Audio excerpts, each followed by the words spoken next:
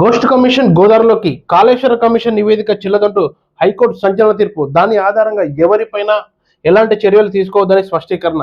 కడిగిన ముత్యంలా కేసీఆర్, హరీష్ రావు కాంగ్రెస్ పార్టీని బురదలో కూరుకుపోయిందంటున్న బీఆర్ఎస్ కార్యకర్తలు.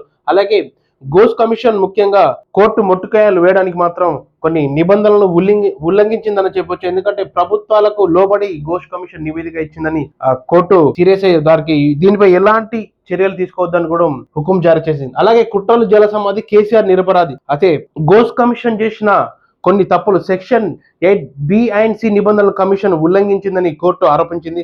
అలాగే విచారణలో నిర్ధారిత విధానాలు, నిబంధనలు పాటించలేదని సాక్షులుగా పిలిచిన కేసీఆర్, హరీష్ రావులను ఏకపక్షంగా దోషులుగా నిర్ధారిస్తారా?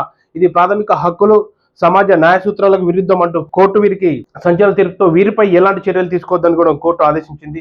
ఇది కొందరి ప్రతిష్టకు భంగం కలిగించేలా వ్యాఖ్యలు గోస్ట్ కమిషన్ చేసిందని కోర్టు కూడా ధర్మాసనం కూడా ఆక్షేపణ. న్యాయస్థానం సంచలన తీర్పు సర్వతా ఉత్కంఠ రేపింది. అయితే కాళేశ్వర విజయంపై మిన్నంటిన సంబరాలు, కేసీఆర్ కు పాలాభిషేకాలు. అలాగే దీనిపై ఎట్టి పరిస్థితుల్లో ప్రభుత్వాలకు లోబడి పనిచేసిన గోస్ట్ కమిషన్ మీద కూడా చర్యలు ఉంటాయని మన కోర్టు తెలిపింది. అలాగే కేసీఆర్ కడిగిన ముత్యంలో బయటికి వచ్చారని బీఆర్ఎస్ శ్రేణుల్లో ఆనందం నెలకొంది.